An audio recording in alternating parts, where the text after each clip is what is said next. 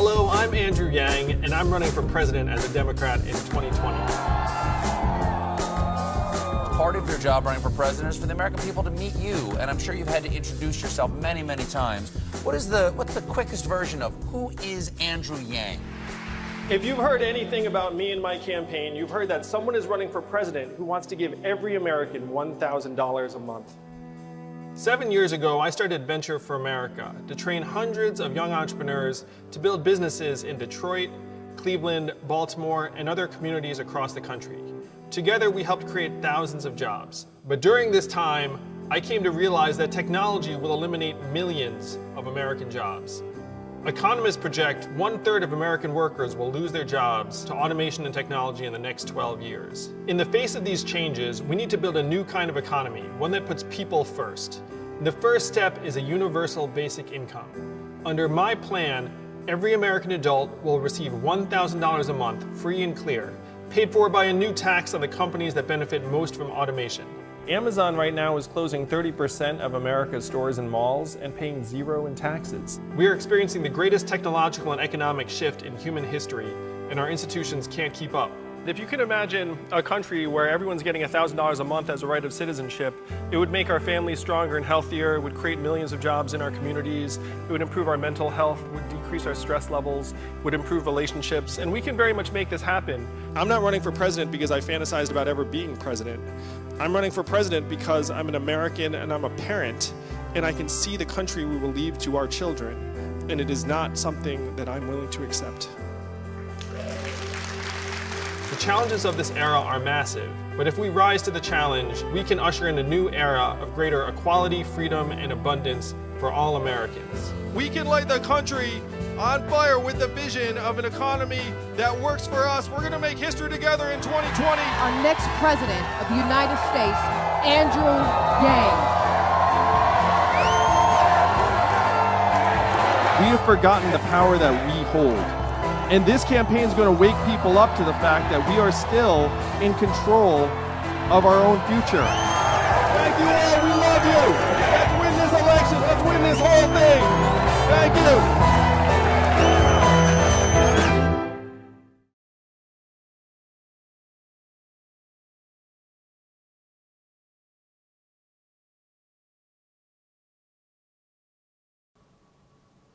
Hello, everybody. It is me, Demetra K, and I'm sitting here with Donovan, his heart don't pump no Kool-Aid Sadiq, on this very fine, beautiful Sunday afternoon. This is the Demetra K Show for those of you guys who are on the podcast. Spotify, Spreaker, iHeartRadio, Podbean, to those on YouTube, and of course the ride or die audience of Facebook Live, who always provides the most insightful, intelligent, fun, and witty conversations that we have ever had, right? And so we could not do this without you. Also, like to say thank you to Marcus Guyton for doing everything he does behind the scenes to make the message go further. And of course, another thank you to Donovan for doing all that he does in front of the green screen. And also helping me have this conversation with you guys. You know, sometimes I have to eat his lunch, but he's okay.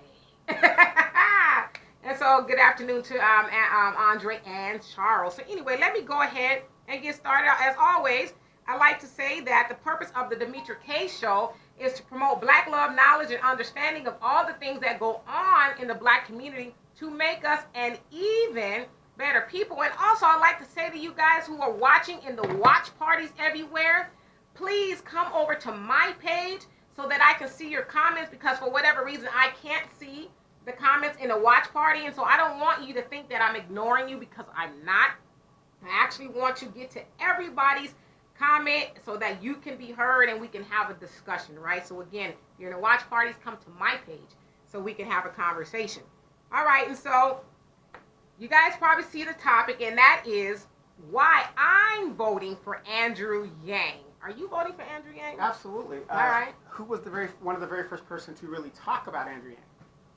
We were. It was us, absolutely. Right. Absolute fact. And so we are voting for Andrew Yang, but I'm going to give you my talking points. So I would that you bear with me, because I want to make sure you guys hear me out, because I know there's a lot of people especially in the ADOS community, American descendants of slaves, who, feel one way or the other about reparations and things like that. So hear me out, and then we can have this discussion, okay? So let's go. Why I am voting for Andrew Yang. And if I'm not looking at you guys, it's because I'm looking at some other cameras. So as you all know, we are in the beginning stages of the 2020 election season. And many Democratic nominees are trying very hard to unseat President Donald Trump. And all of the Democratic nominees, from Joe Biden to Cory Booker, pretty much have the same talking points. They all want to do something about climate change while giving illegal immigrants a pathway to citizenship, just to name a few things. To be honest, none of them are really talking about real tangible reparations for Black people. Not one of them. So then, some of you are probably wondering, how can I say that I'm voting for Andrew Yang if he's not talking specifically about giving Black people reparations? First, let me tell you who Andrew Yang is. He is a lawyer, entrepreneur, and philanthropist who is the founder of Venture for America, which is a nonprofit that helps create jobs in cities that are struggling in America by teaching young entrepreneurs necessary skills and giving them resources, right? He was elected as a champion of change by the Obama administration and as a presidential ambassador for global entrepreneurship. Yang is also the author of Smart People Should Build Things and The War on Normal People. In 2017, he decided to run for the presidency of the United States in 2020. I believe he is the first Asian American, Chinese to be exact, to run for the presidency of the United States of America. His slogan is not left, not right, forward. People who support Andrew Yang are called the Yang Gang. Yang believes that the election of Donald Trump is actually a symptom and that he is not actually the problem. Basically, due to technology wiping out many jobs, people elected Donald Trump thinking that he was going to actually bring jobs back. Now, it is said that Yang is taking the technocratic approach in that he understands that technology, AI, rise of the robots, is taking over, and if we all want to survive financially, we better do something about it. And believe it or not, Elon Musk has endorsed Andrew Yang for president. For those of you guys who don't know who Elon Musk is, he is the founder, creator of Tesla, right? Doing great things with AI. All right. Now, on Yang's website, you'll find about 160 well thought out and well articulated policies listed. Some of those policies include Medicare for All, which is a single-payer system opposed to a multi-payer system, which means that the government will foot the bill, opposed to a private healthcare industry being involved in making a profit off of the Medicare and Medi-Cal system. He's also for criminal justice reform, which reduces mass incarceration. He wants to legalize marijuana, decrease pretrial cash bail, all done by shifting federal drug policies, well, not all done, but some of them, by shifting federal drug policies away from punishment to treatment, ending for-profit prisons, and by looking at the disproportionate rate at which people of color are convicted, among other things. Also, in education, he wants to reduce student loan burden, promote vocational education, and he wants to support HBCUs. Now, democracy dollars. That is, every single American gets 100 democracy dollars to give, well, people who are 18 and over can vote, right? Gets 100 democracy dollars to give a candidate of their choice while eliminating the top 1% of society from buying candidates that continue to suit only their agenda. Those dollars could help ensure that the needs of the people are met instead of the greed of the wealth, right? Now, the Freedom Dividend or Universal Basic Income, also known as UBI, would give every American over the age of 18 $1,000 per month, equaling $12,000 per year, no matter what the work status or other factor is. UBI would help Americans pay bills, educate themselves, create more businesses, spend more time with family, among a whole host of other things. Of course, there are many other policies listed on his website, yang2020.com. Now, So back to why I'm voting for Andrew Yang. No, he's not necessarily writing a reparations checks for American descendants of slaves. However, he is offering us a game changer by the way of universal basic income. While we're waiting for a candidate to come along, or candidate or somebody to come along to give black people reparations, we can be collecting $1,000 per month that will greatly help us and our community. We could start businesses that will hire black people that would help keep black dollars in the black community. Andrew Yang projects that in the year 2032, black wealth is going to be a grand total of $0, okay? $0, all right, in the black community. Now, right now, the average black wealth is about $15,000 per household compared to that of $170,000 for white households. Now, 2032 is less than 13 years away. Black people are just about out of time. Yes, I know. Many in the ADOS community, American descendants of slaves, will try to take me to task for my support of Yang, but I'd rather get a check every month while I'm fighting for reparations. Simply put, it is harder to struggle and fight at the same time. I'm not, in my not so subtle opinion, we as black people should all get behind Andrew Yang so that we can start building black wealth again. Let's talk. And so hello to every one of you guys who came on here. I just wanted to make sure you guys got a full understanding of what I was saying without me just kind of saying, hey. But we gotta beat Trump. Yeah. We gotta get Trump up out of there. Right. I wanted you guys to hear me out. It's not realistic. Joe Biden's the only one that can probably beat him. Right. And Bernie Sanders, I guess, So anyway, I'm gonna get to you guys' comments. Donovan, what's your opinion? Well, again, remember when nobody really in our neighborhood had heard of Andrew Yang, we were the first to kind of say, hey, there's this guy that has this thing called the UBI and blah, blah, blah. We were the first to say that. So if you look at all the Democratic candidates, the establishment candidates, Elizabeth Warren's trying to go center. You got all these established, Kamala has totally fallen off. By the way, she's tied with Tulsi Gabbard now. So a top tier candidate, she is no more. And continue to sink. Mm-hmm. If you look at the Democratic candidates, none of them really have a platform to address their constituents' ills. Right. And Andrew Yang with the UBI, which what first caught my attention and your attention as well, we're saying, wow, $12,000 a year? You add that to a part-time job, that gets you above the poverty level. Right. He's the only one coming up with real solutions to everybody's everyday problems. It doesn't solve everybody's, right, but it solves a lot of people's problems. Absolutely. Hey, Christopher, what's happening? And John is just reminding people, thank you so much, to click on the link and come over to my page so that you can actually, I can see your comment if you're in the watch party, because I can't see those comments for whatever reason. And so, Ricky, what's happening? He says, sup, D and Donovan? Love your hair so much. Always beautiful. Thank you so much, friend. And Charles says the Eagles will beat Donovan's Cowboys later on this nasty East Coast rainy day. You know what? What Cowboys? I don't know. I haven't been keeping up That's with right. them because of. That's all you gotta say. What Cowboys?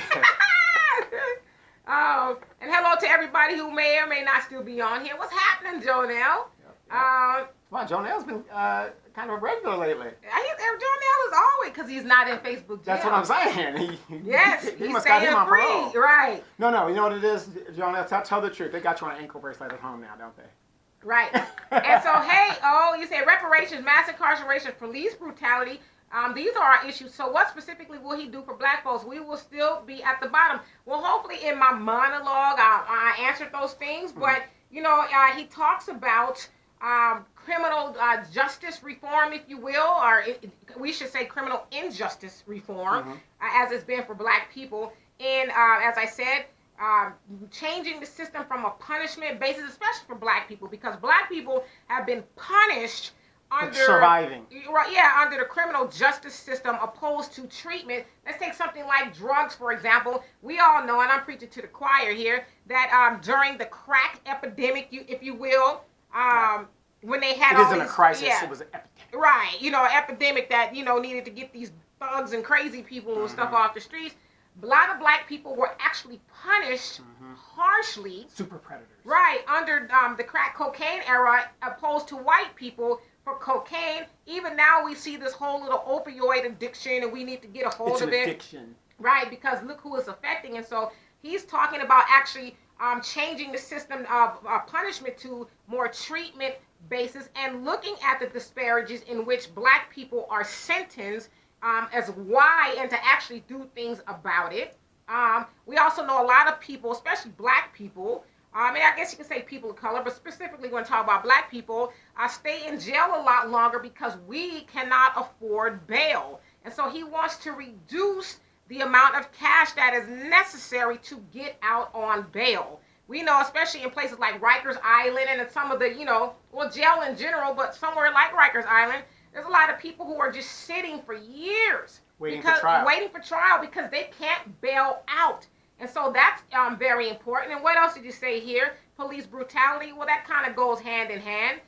He wants to address that as well. He does acknowledge that it's something that is a thing and it needs to be addressed. What else? So I think I addressed all of those things. Hey, Tay, and of course I'll continue to talk about it. And speaking of, and that's a good question, but you got to ask yourself, during the crack epidemic, wasn't that mostly under a Democratic administration? Well, I'm sorry, what was? The crack epidemic, wasn't that mostly? Absolutely. And then wait, wasn't there a senator that everybody says is the front runner right now? He wrote the bills and Joe the punishment. Biden, 1984, 86, and 88. Right. So wouldn't the question be, okay, valid question about Andrew Yang. Let's ask those same questions of the other candidates. Right, and I know what programs do they have? Right, and I know O is not saying it in regards to he thinks the other candidates are better. No. Right. No. I'm just saying that's a good question to have, so you could use it for the other candidates. Because a lot, in all fairness, like I said, I'm not against anything that the ADOS community is striving for. I agree 100%. We need reparations, and just because we vote for a candidate who is going to give us $1,000 a month, that doesn't mean that we stop fighting for reparations. It just means that it alleviates the burden and the stress for a lot of people. And just think, if you have 3 kids, that's $3,000 plus yourself. That's another $1,000. That's $4,000. If you got a wife, they're 18 and over, that's $4,000. 4,000 times 10. That's $40,000 just being here.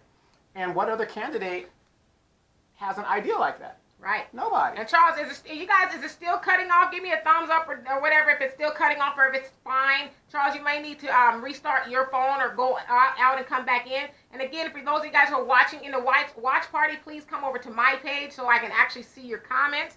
All right. And so Charlie says, I am for black wealth, as am I. And Charles says, I can understand why you and others are settling for Yang. UBI, but it comes with strings attached. Okay, well, do tell me about those strings. Because he originally got the UBI from the Alaska dividend up in Alaska. It's being done already. And the only string attachment to that dividend in Alaska was you have to be a resident of Alaska. You have to retire there. Right. That was the only strings attachment to it. Because as the military, a lot of military people would go up there because military people are poor. They would take that dividend. But the stipulation is the years that you take it, when you retire from the military, or whatever the deal is, you have to come back there and live. That's the stipulation. And if you don't, you owe that money back. Right. Well, this one, you don't have to do any of that. And O says, Trump is what America is. Trump is not black folks' problem. America is our problem. We need to separate ourselves from it. White supremacy is too alive and well for Yang. Trust me, if Yang was elected, the United States Corporation will never allow $1,000 a month for citizens. Don't fall for the okie doke. Well, it's not necessarily me falling for the okie doke per se, but I would just ask you guys this. What are we going to get now? Right. Well, what are we getting now? Yeah, what are we getting now? What are we going to get, if Trump gets back into office or if any of those other candidates get back into office? And let's be honest, we're not going to get reparations in the next couple of years anyway. And so my thing is, and I know this is probably a suck-ass advice, excuse my French, because that's the only thing I can think of, but I would rather have something right now than nothing, because I understand, it's like a lot of people are like, well, not saying you old, but don't fall for the okie doke. But at the same time, hell, black people we're struggling really bad. And to Donovan's point, if you have a household, let's say of 2 people, that's $36,000. Is that right? 24. Sorry. Yeah. $24,000 a 32 year. at the end of the year. 32 Yeah, at the end of the year. well, $24,000. Two people times 12. 2 times 12 Yeah, is 24. 24. $24,000 a year in someone's household if something like that does pass. Now, I know, especially in places like Louisiana where poverty line is very, very low. Mississippi is. In Mississippi, Yeah. for black people, $12,000 a year is an extreme game changer. So, I mean, that's kind of where I'm at right now. Right now. Not saying in the future, but just right now, right? Jonelle says, we got to stop expecting the white nation and others to do for us when we won't even unite to do for us. Well. We was brought in the holds of ships and enslaved and still move slave-minded in these modern times. Modern times. None has our best interest in mind, especially in a world of self-preservation. We got to stop our practice of dependency and looking to others in a world of self-preservation. Black people best interest in salvation is black unity, or we will remain dependent beggars looking to others. And I absolutely 100% agree with that. And I would also add on, but in the meantime, with all of that, I would like, this is just me, $1,000 more a month. Mm-hmm. Because honestly, let's say if Andrew Yang is elected, we're going to probably get that $1,000 before black people decide to unite. And so while we're still trying to do those things, wouldn't it be nice to have something to cushion the blow? I mean, I get the whole thing of obviously we need to do for self.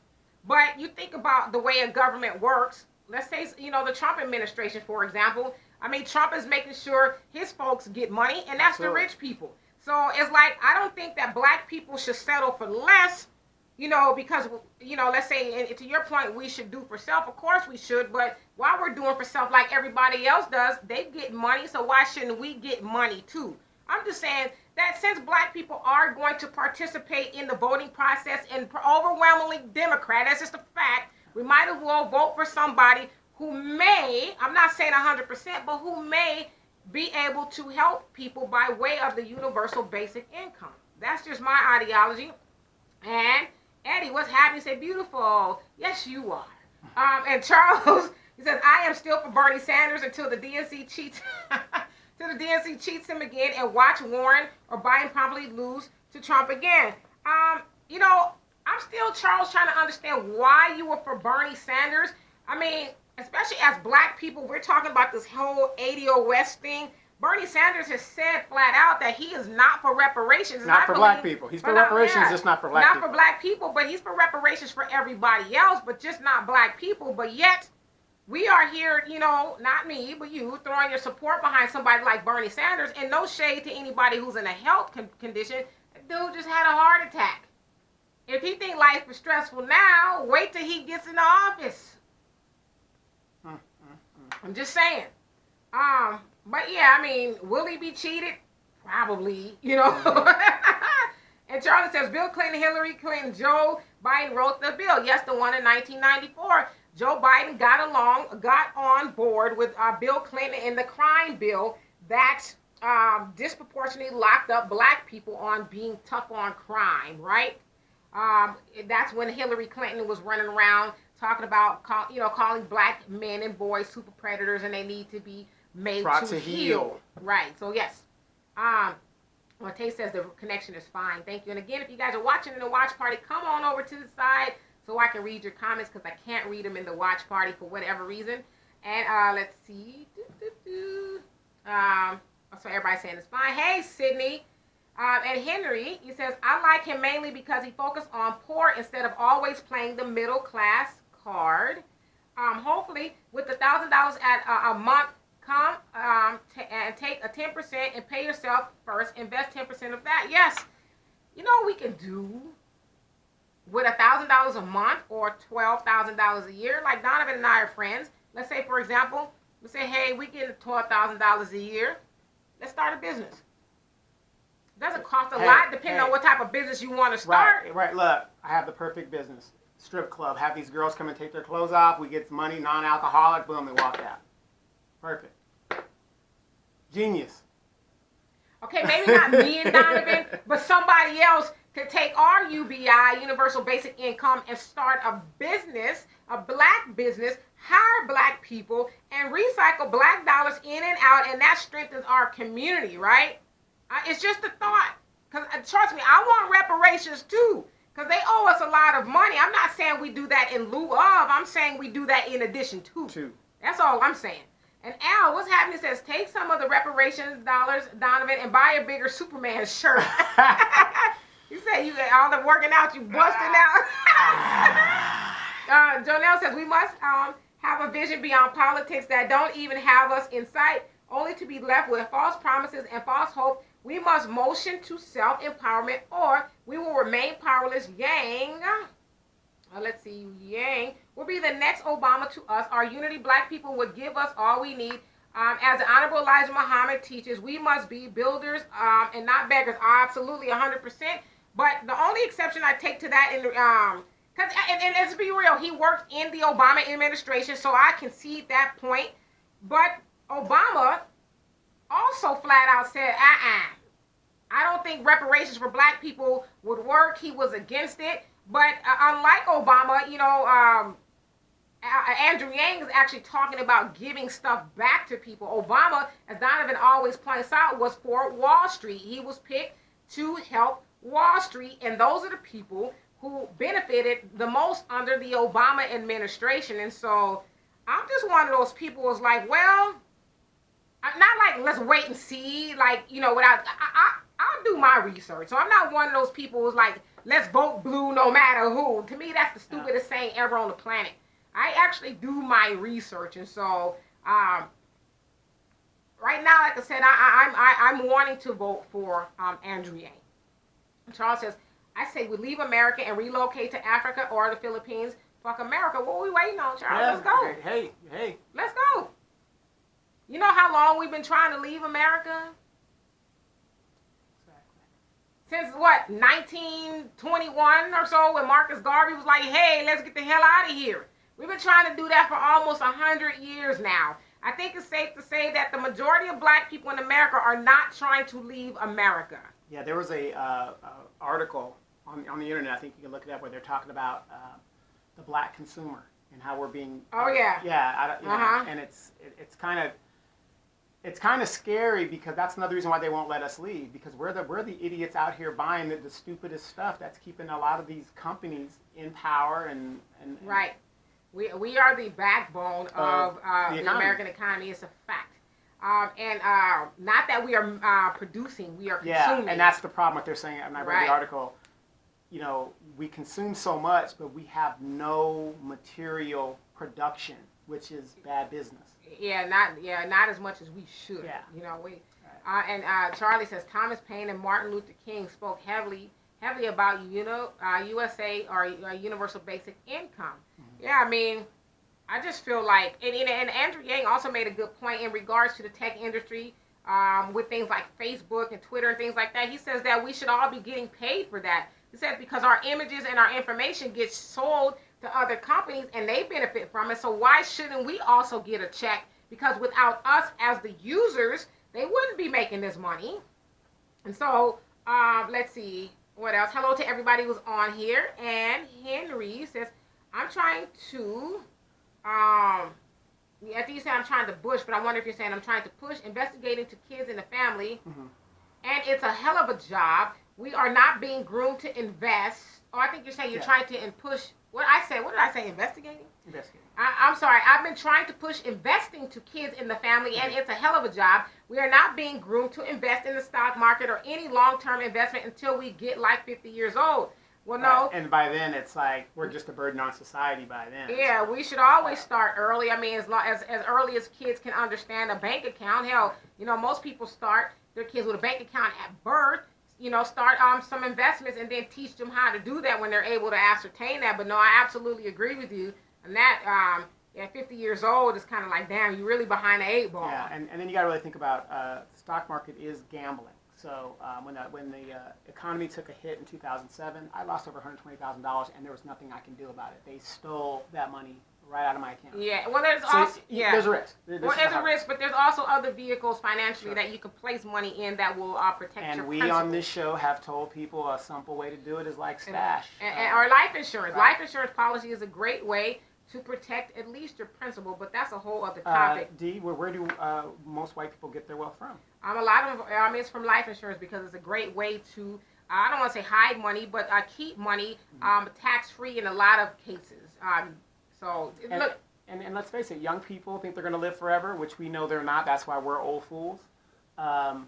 If you got Ray Ray and Pookie and Shamika and all them out in the streets doing what they're doing, what's wrong with taking out a $10,000, $50,000, $100,000 life insurance policy? Well, everybody should have that anyway, regardless of who you are. And Sydney says, I think he has no chance of winning as possible. Who? Honestly, Andrew Yang? Andrew Yang, I mean...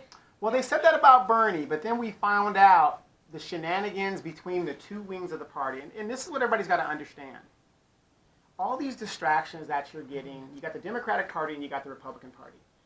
By having us fight against each other and having these two parties, it keeps us focused and deflected from what's really going on. The issues in our communities, things getting done in Congress and stuff like that.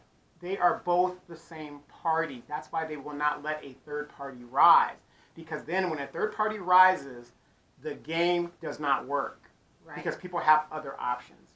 So if Andrew Yang doesn't have a chance, that's fine. But if we don't vote for either of the candidates, they don't have a chance either. And their game, notice, real quick, notice right now, the Republicans are jumping on Trump about pulling the troops out. Mm-hmm. Why are they doing that? Because their donor, Boeing, Lockheed, Raytheon said, get your boy. It's about the money. They donate to both sides. I mean, as much as you hate Trump, as much as I don't care for him, if you listen to some of the things he's saying, it's very truthful. Because when he ran, he said, I donate to both. Because that's the game.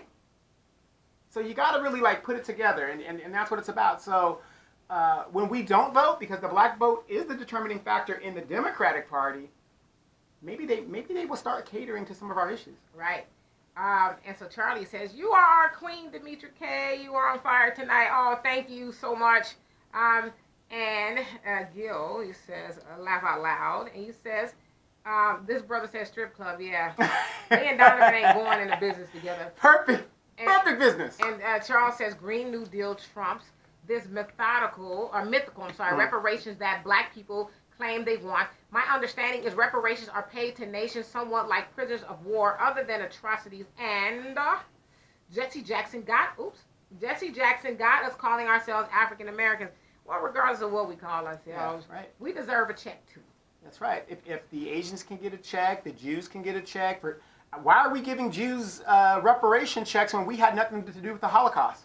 Right. Explain that to me. We deserve a check too, and I think that's what we need to get out of our minds is that, reparations are only for these people, people. If anybody deserves a check, it's us. The definition of reparations, D? It's basically righting a wrong.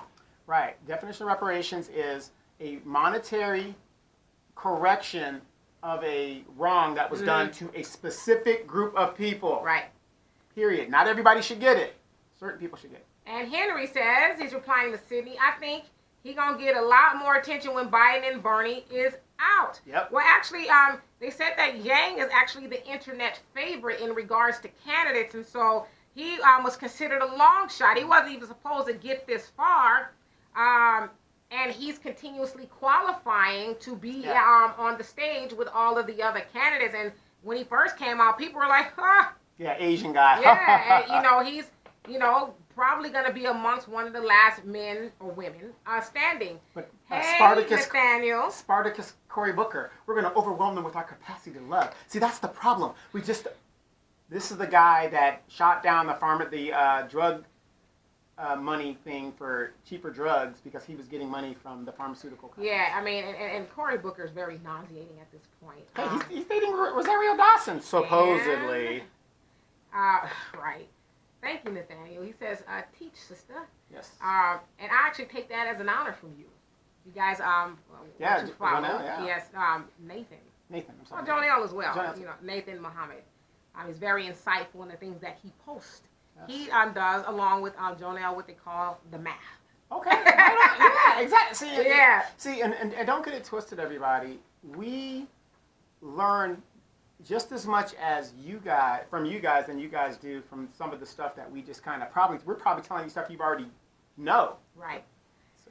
And Jonelle says, our history shows we as a black nation cannot depend on politicians, liars. Yang can sit in the seat with good intentions, but it is not his chair. It is not Trump's chair. It is a Zionist-owned economic chair company, and we will soon see even more clearly by and by. Yang can be for reparations, but we do live in a nation that killed their own president and regulated Obama and gave us Bush, Trump, the Presidential Apprentice show, like his TV show, Wag the Dog, Politicians and Government. Yes. Yeah, well, I mean, absolutely. We know all, if not most, if not all, candidates are chosen. The presidential candidates are chosen. But, you know, at least some of the ones that are chosen are doing stuff for other people. I mean, Obama did stuff for Hispanics, Muslims, Dreamers, and stuff like everybody, you know, and Trump is doing stuff for the wealthy. I mean, so everybody has gotten a piece of the pie under some of these administrations except for black people, and it is time that we stop. I don't want to, because I'm one of those people too who don't have a problem with sitting out if it means just voting for somebody, like, you know, vote blue no matter who. But if I'm going to get involved, I'm going to see who I like the best. And right now, as I said, is Andrew Yang. And, you know, I'm going to entertain that at the very least. But I do agree with you that most of them are puppets, right? And so, Raymond, what's happening says, peace and love, family. Peace and love to you as well. Again, if you're in the watch parties, come to my page, and so I can see your comment. And Cindy says, I am active in the DNC. What do tell? They are pushing Warren behind the scenes. They are still pushing for Mrs. Obama. Okay, let me just break it on down to y'all real quick. Please don't talk about Michelle Obama should run for office. Michelle Obama, she probably should run for office for other people, but for black people, it'll be an absolute fail to go over like a lead balloon. Michelle Obama, even to this day, after she's left the office with her husband, if you will, has not spoken out on behalf of black people. She's also denounced Minister Louis Farrakhan and Jeremiah Wright, to which she sat up under his church, and he also married them. She was in their church, her and Obama, for 20 years, and then when white folks told him that, you know, Jeremiah is this hate monger, this, that, the other, he wrote this long speech, or what they call one of the greatest speeches on race relations in America, due to white people forcing his hand. And so Michelle Obama is right in the same boat with her husband in that they've been very quiet in regards to black people. And so would I ever vote for Michelle Obama? Hell no. I would not. And Charlie says, what black person would vote for Sleepy Joe after he threw a black woman, Anita Hill, under the bus? He treated her like a liar. Well, I got an answer for you, brother. Our parents. Our parents will vote for Joe Biden, and according to the polling and stuff, the demographics of his main supporters are people around his age, the baby boomers. I saw a lady post about Joe Biden. She's my friend, like my really good friend. So yes, I know you're talking about. But she posted a picture, pictures side by side of Joe Biden as a young man. Once when he was a young man, and once as an older man, and said, "Oh, he's so handsome. He would make a good president." And this was a black lady. Yeah. And so Cindy says Bernie is not a Democrat. Well, we know he's not, but he's running in the Democratic Democratic, you know, as a Democratic Democrat, as you say, candidate. So yeah, we know. Originally, he's an independent, but he's consistent. That's the difference. Between, he's been saying the same thing for over 30 years. Right. And so Jonelle says, right, Donovan, it's economic above politics. Mm-hmm. Yeah, and I think we should really remember that. And Al says, straight from the new Star Wars movie out of December, Demetra Princess as Demetra Princess Kayla. Shaniqua. Yeah, I got one bun. And Charles says, now you are talking about real change and solutions, Donovan. A third party to take on the establishment, two equally evil Republican and Democrat Party. Right. If you guys haven't realized that by now, the Democratic Party and the Republican Party are two arms of white supremacy. Kamala Harris would do so much better right now if As she a had Republican. ran as a Republican. I mean, I think she really is low-key. She is, right. Yeah. Dianne Feinstein, she poses as a Democrat, Right. but look at her voting record. Right. It's all Republican. So you gotta look behind what's really going on and look at these people's records. Elijah Cummings right now, look at who funded him and all those years that he was there in Baltimore and kept him silent about the problems going on in Baltimore. Right. John Lewis, who's funding him? Right. These are the things you really got to look at. Maxine Waters, who's funding her? You don't become chairman of a committee in the House of Representatives unless you're going to play ball, their ball. Right. Unless you're good looking.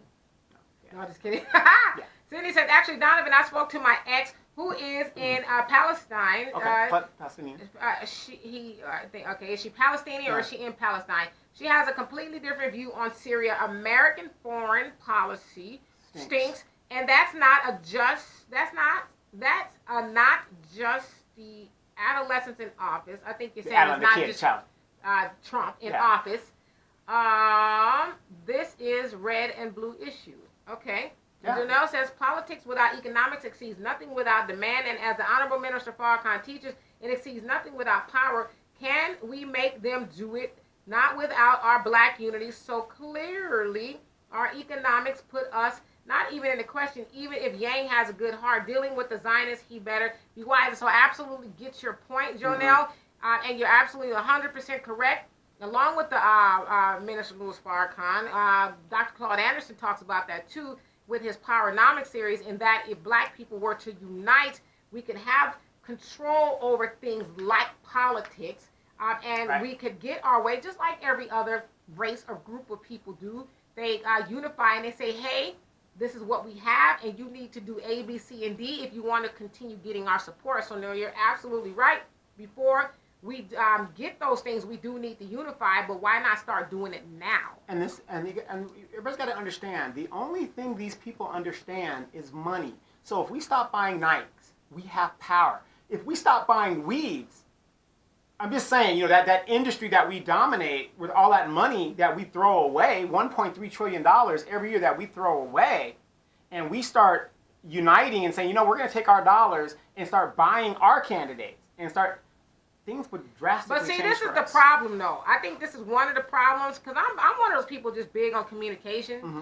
I think we need to start actually having those conversations with each other. Do you actually know what's at stake for black people? I'm just saying in general, we're asking this question. Do you know what's at stake for black people in 2032? Exactly. We are going to be, like, if you think black people broke now, wait till, as it's projected in 2032, black people are going to have nothing. No, like $15,000 per family is not wealth. But that's what we have now. And so in 2032, we're going to have nothing. And we need to start talking to our people about those things, especially to your point, Jonelle, in regards to unifying. Think about $15,000 living in California, living in New York. You're not living. You're going to have to. Not at all. You're going to have to go somewhere. Yeah. And, remember, I said this years ago. All the brothers have to do with the way that we spend money is sit out and wait as our wealth gets diminished and diminished. These women are going to be so desperate. They need the Pampers. I mean, they're cutting all of these programs that are supposed to help uplift us, and the Democrats are sitting and letting the Republicans do it without even fighting. And they're going to put the blame on the Republicans, and we're like, yeah, the Republicans, when we should be doing for ourselves to begin with. We can't continue to depend on another man to feed us. That is why when 2032 comes, it is very alarming, and it's very alarming to me because we are affected. Not the most, but one of the most people in this United States that's affected by that. Right. And Sidney says, also, any border state has a lot of Canadians who come here to get hospital care and medication. Okay. And Jonelle says, the white the white nation is a Zionist-owned nation with whites as window dressers and slaves and poor white trash in sales, other low-end apartments. No, absolutely. When you poor, color don't matter. That's it. That's it. And the only thing this place it respects is money. That's all they respect. And Tay says, what? Uncle Joe ain't here for black folks? Those are coy. Those are coy. Well, no. Those who are coy. those who are coy. Sorry. Yeah, I mean, black people think Joe's here for us. Well, okay, let me ask you guys. We're real quick out there. Just send us a message or whatever. As of the candidates right now, who do you think is going to be the nominee? I mean, it's already been selected. We already know that. But who do you think has a chance of being the nominee? All right. And Charles says, F them coons, Obama. I'm reading, you guys. Yes. This is not, I'm reading. The Congressional Black Caucus, every Clinton worshiping corrupt black and white corporate Democrat, too. Yep. Tell us how you really feel, Charles. So would you be talking about Aunt Maxine? Uh-oh. And Tay says, those that are Joe are wasting a vote. Joe doesn't like black people, period. Exactly. No, he doesn't. I mean, but, like when I see people put up, pictures of how handsome he was back in 100 years ago, and this is why he would be a good president. I cringe. Like, is this for real? Here's the thing. Now, when Joe finally announced, what did I say? He's a fader. The man has ran 3 times. The first time he got caught for plagiarizing. Right. I mean, it's always the guy, you see him on the debates, he's not going to make it. Trump will eat him alive. Right. And Cindy says, and your girl Gabbard, too. Tulsi Gabbard. Oh, no. Tulsi doesn't have a chance in hell of getting the nomination, but she is dropping grenades on candidates and exposing them, which is what you're supposed to do. Yeah, she sound like she better expose her own damn self. Well, hey, she's a soldier. Don't talk about nobody that put the uniform on and went out there and did the work. And Cindy says, we all getting played. Oh, absolutely. Mm-hmm. But, if we unified, to Jonelle's point, we would get played a lot less, right? And get paid. Right. And Charles says, can y'all believe they are keeping Elijah Cummings' body out till Friday, knowing good and damn well his ass should be buried in the ground much sooner than 5 more days. Yes. Lord, he's actually going to lie in state from what I read. And again, I've asked hundreds of people, name me a significant legislation Elijah Cummings has done. What they do is they take these bougie Negroes and they say, oh, wow, he was such a master legislator. He's such a this. And they do that to distract us and say, oh, yeah, look, we got one. Well, let me ask you this. What does John McCain do for black people?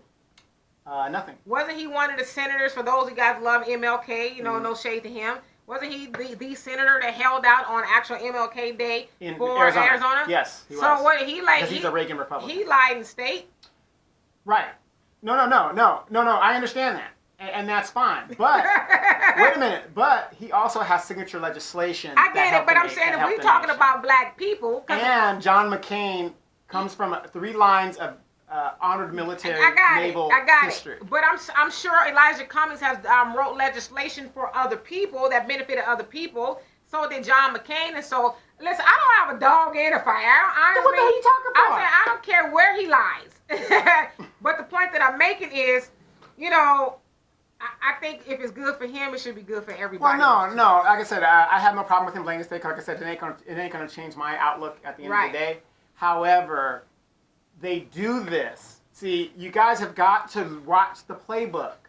For black people, we like to be entertained. They do this to put this guy up here, and you're going to be distracted. Well, like, oh, wow, yeah. We know. Just be cognizant of that. I mean, hell. Because when Aunt Maxine goes, they're going to be like, oh, what a great person she is, whatever. Right. They just gentrified her whole district. Right. And Brenda, you say none of them are for African Americans. Exactly. Oh, absolutely. But you know what, though? Not too long ago, they weren't for Hispanics either, or gay and lesbian people. But those people say, all right, watch this. And they unified, and now they are for them, and they're getting everything that they want. Right, because they unified and practice group economics, which means they have the money, and they also got the numbers.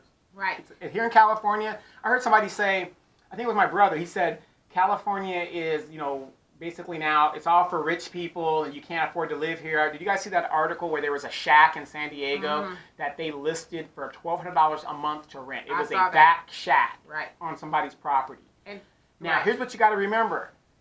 Okay, California's rich and you got to, they're gentrifying everybody out of the area. who controls the California legislature and has controlled it for over 20, 30 years? Right. Democrats. But again, if black people would simply stop giving their votes to Democrats Yes. and actually unify and demand something tangible, Right. then that would happen less and less. Right, but that's my point. Right. These parties are the same. All right, let me Democrats get to these control. comments for a second. And Tay says, I can't type today. That's okay. I think I can. Sometimes I can't read. And Charlie says, all over Europe, each state has at least 10 to 20 parties to vote for. That's a lot. That's right. And Brenda says, I'll vote for me. You know what? Some cases you can write yourself in. Yes, right. Write you in for that judgeship that's going unopposed. Right. You know, these judges walk in there and they don't even have an opposition. Right. And Cindy says she is a Russian bot, uniform or not.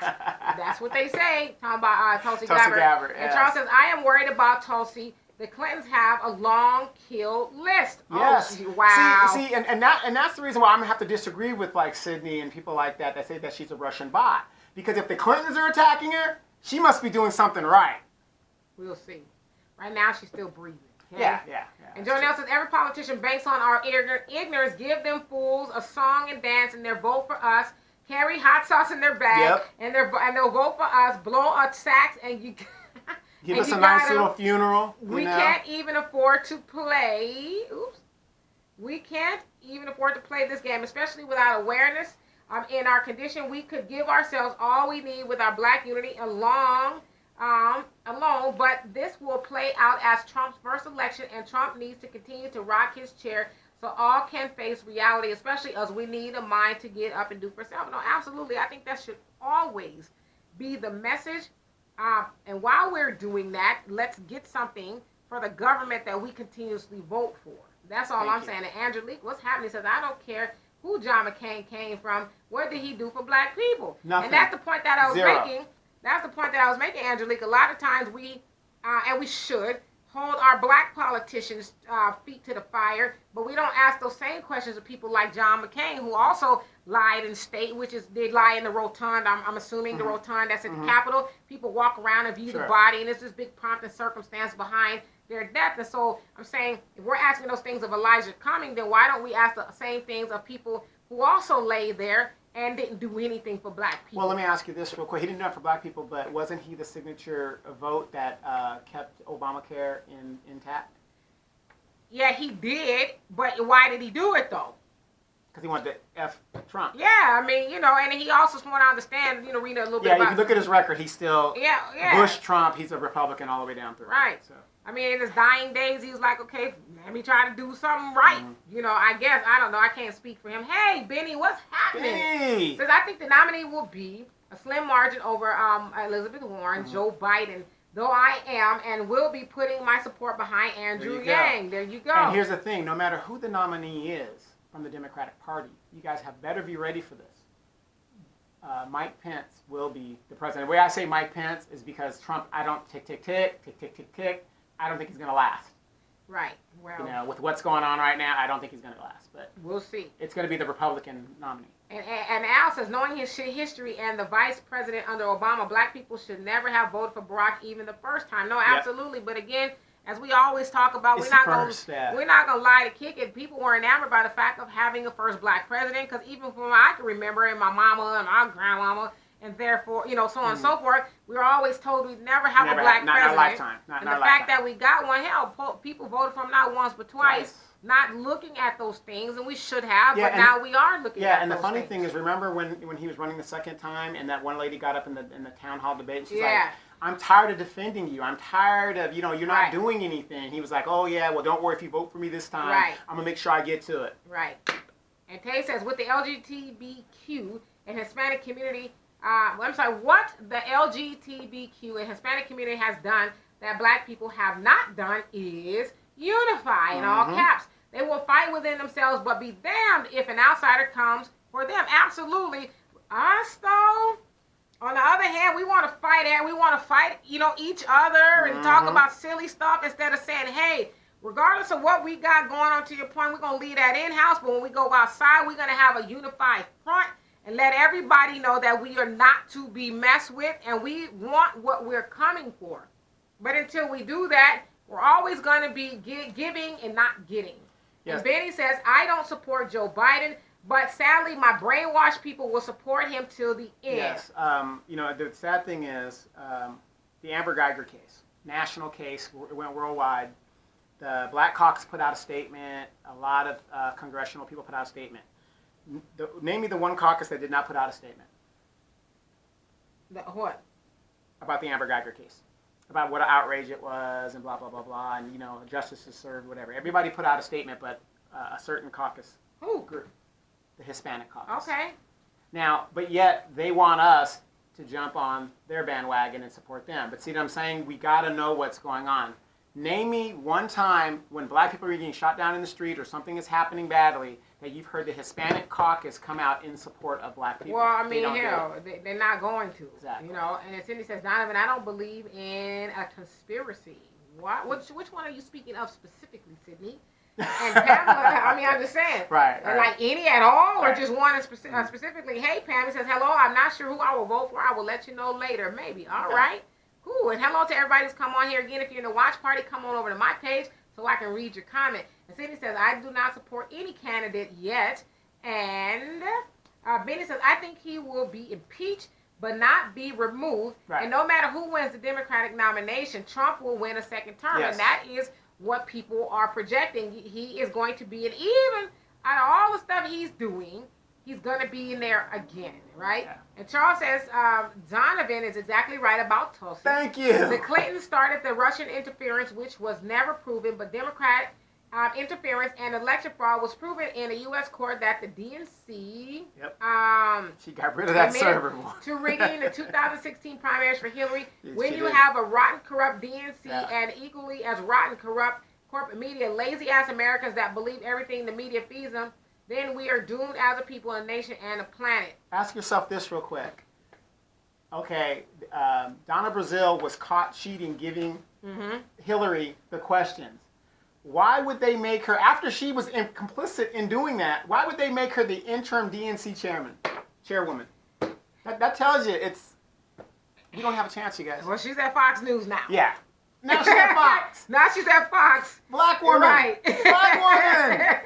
Getting her butter biscuit. Yeah, The girl got to eat. Crazy part is Donna Brazile was considered, well-respected, Democrat among the Democratic Party and black people. Like, we got a sister and they're telling it like it is. And she got to get paid. She got to get paid. Right, and she up there cheating. And look at old girl that was Saunders. She was on Bernie Sanders. Where is she? Simone Sanders. Simone, yeah. She's on Biden's thing, but because she's been screwing up so bad, she can't spin the thing. I have not heard from her since they announced that she was a communication director. What it is she was going on shows, and they were like catching her in the thing. Oh, no, they was eating her lunch. They were eating her up. Yeah. And so Biden called me and said, are you going to be available? Are you willing to take a position? How much he paying? No, I'm just kidding. I'm just kidding. No, she actually used to be Bernie Sanders communication. Then she ended up being Biden. She couldn't defend why she went to Biden. It was just it was horrible. And Tay says, I hope I'm saying this right. Axios. Axios. Oh. Wrote a great article about what if Trump gets impeached and reelected. It's a good read. Okay, I'm gonna check it out. Who else got impeached and reelected? Who? Clinton. No, he was already in his second term. No, he wasn't. Yes, he was. No, he was not. Yes, he was. Are you sure? Positive. Was Clinton in his second term or his first term when he got impeached? He was already in his second term. Somebody find that, because I believe he was in his first term. He was in his second term. I could be wrong, but we'll see. Because if he was in his first term, he would not have gotten a second term. I believe he was in his first term, but we'll see. Somebody's going to tell us what the deal was. He was in his second term. All right. And let's see. He said, if a conspiracy can be proven, it is not a conspiracy, but a fact. Got it.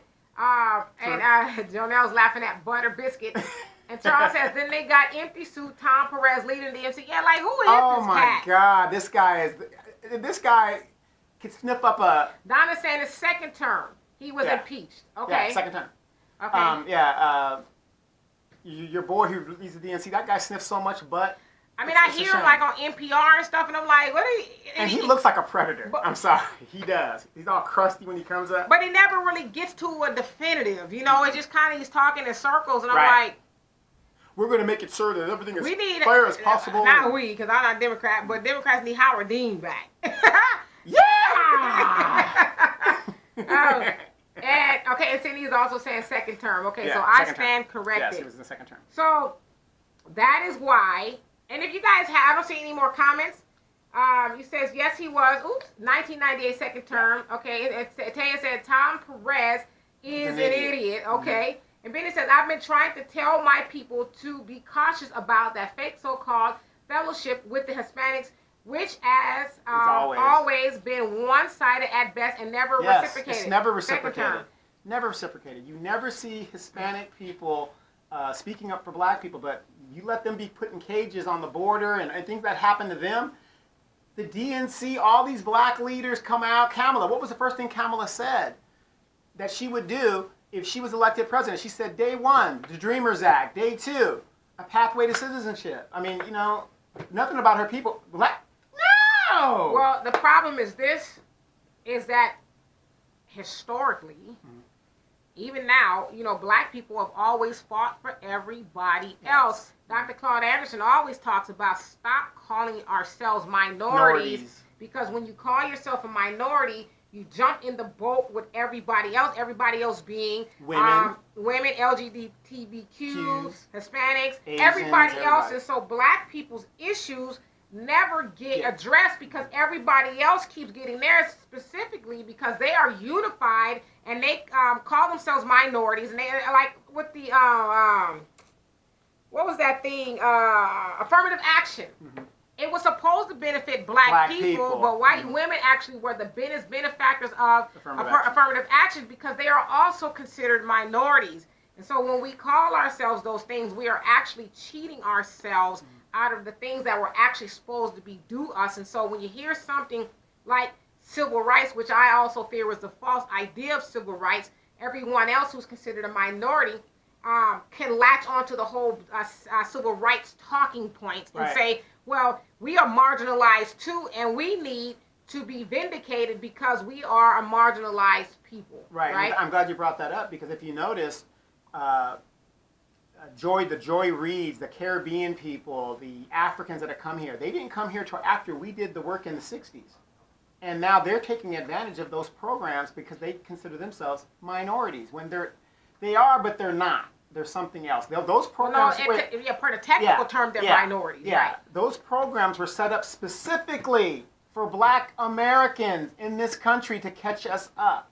Right. Well, it was for black Americans who are also called minorities. Right. And again, if you look under the definition of minorities, that's not just black people. Right, but that's... We're the ones that fought for it. Right. Yeah.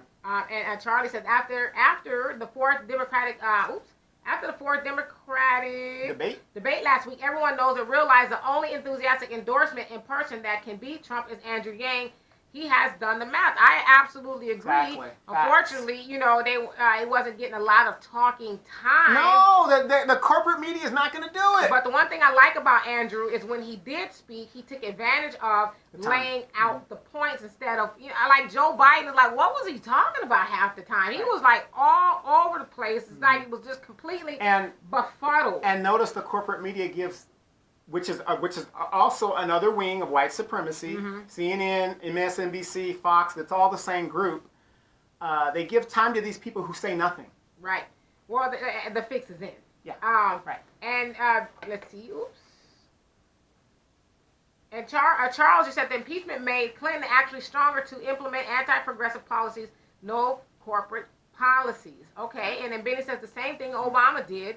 And Charlie says Hispanics, Latin people all have roots that are from an African great-grandmother or grandfather. Yes. However, they don't claim that unless it's beneficial to them. I mean, you know, like it's been said, you don't see Hispanic people. Like I asked everybody, like, okay, Tom Perez, I'm assuming he's Hispanic. He's ahead of the DNC.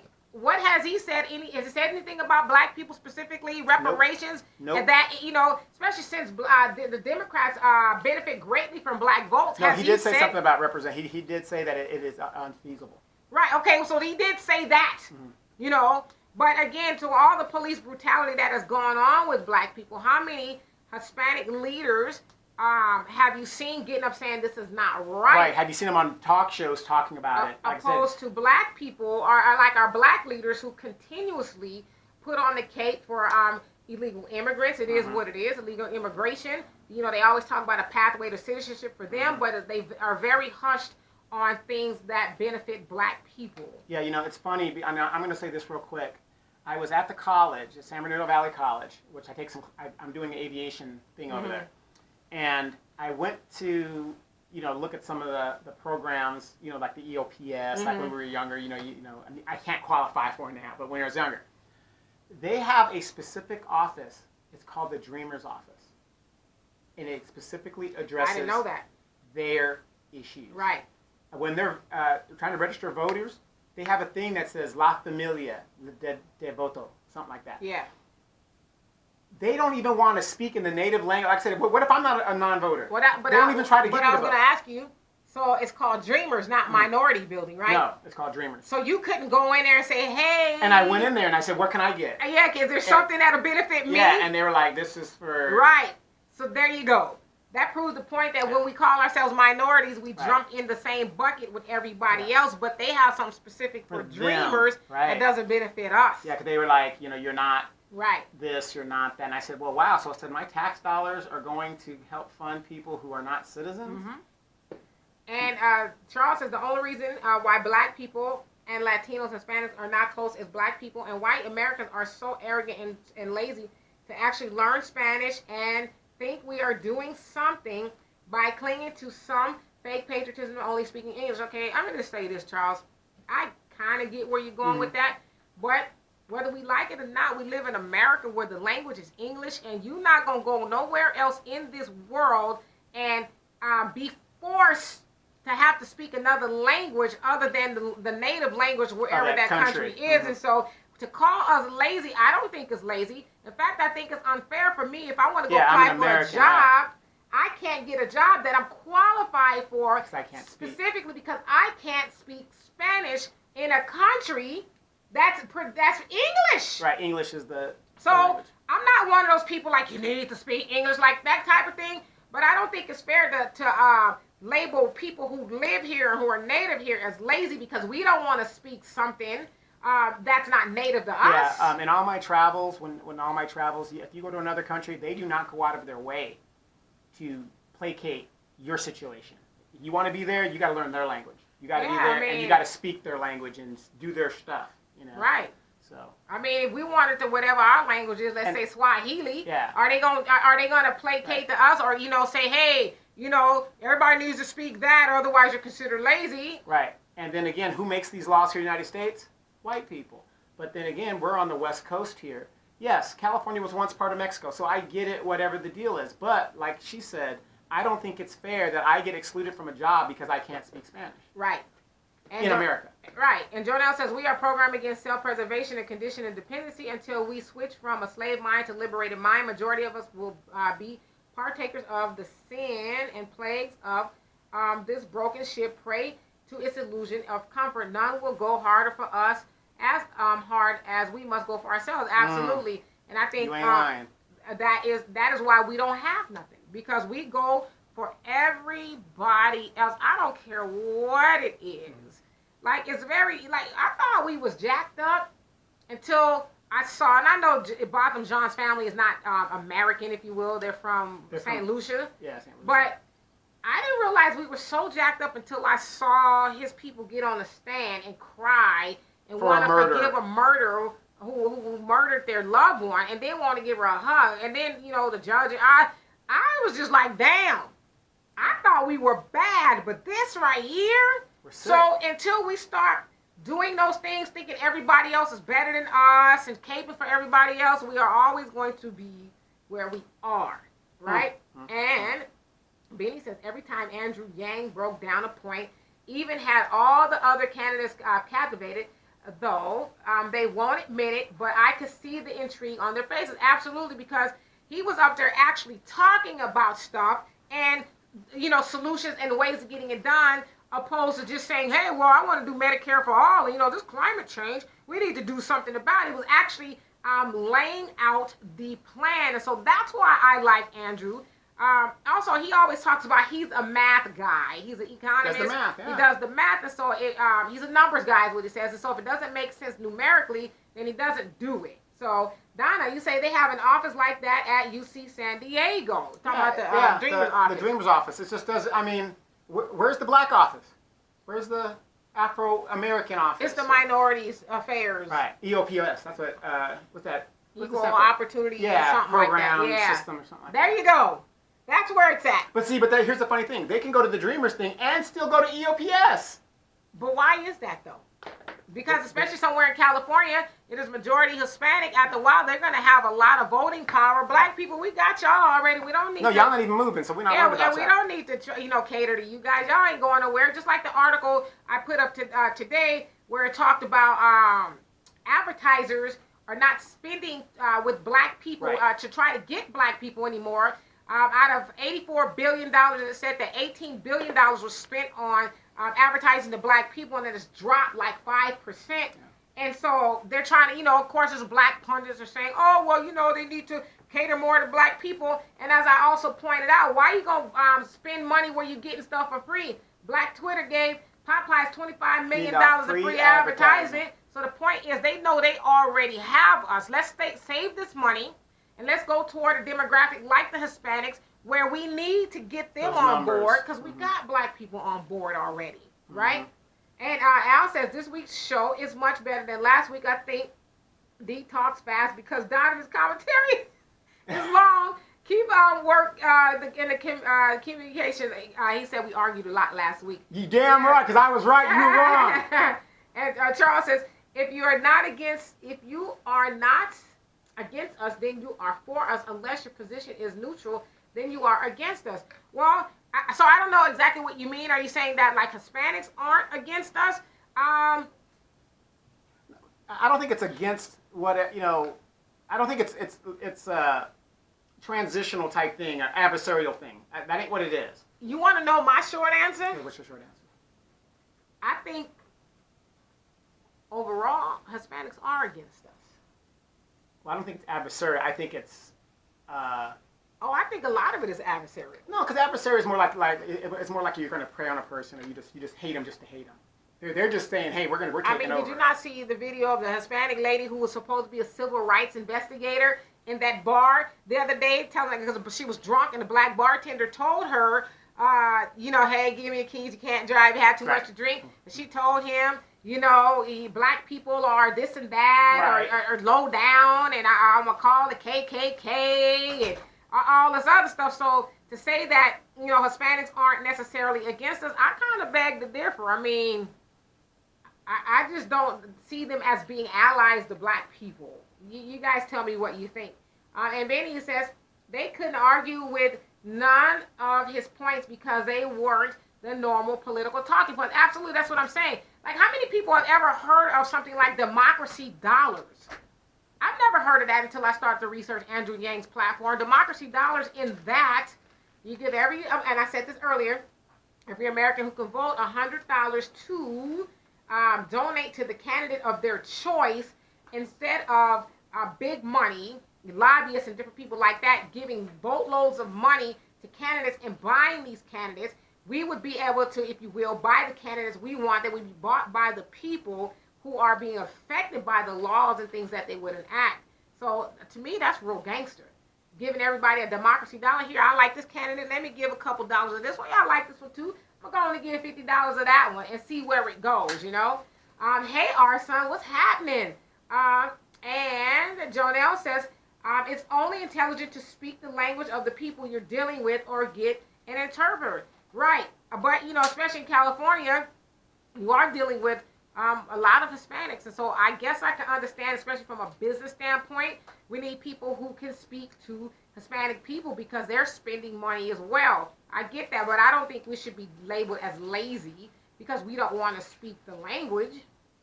We're already speaking the language that's native to us, right? And Benny says that's why we took our language. That's why they took our language away from us, right? Well, for one, they didn't understand it. They didn't want us to be able to communicate. We were forced to learn English and to forget the language that we had. And so, I mean, I don't think we should be forced to speak Spanish. Do y'all? And Charles says, shaking my head to hear D is sounding awfully Americanized with that rant. Nah, just kidding. I see where you were coming from. I was about to say, oh, man. Finally been exposed. Thank you. Somebody's actually, we're getting it. We're getting it. Donna says, I wouldn't say lazy, but other countries foster being multilinguistic. The reason why they don't go out their way for American traveling is for that same reason. As far as multilinguistic, I mean, well, if you think about it here, I mean, we are multilinguistic here. America is considered the melting pot, if you will. English is the one language that is universal around the world. Right. Everybody does speak English. English is the second language that is taught. Right, so. But, you know, as far as us being lazy because we don't want to learn it, I mean... Well, you don't need to learn, especially what? How many of us actually leave this country?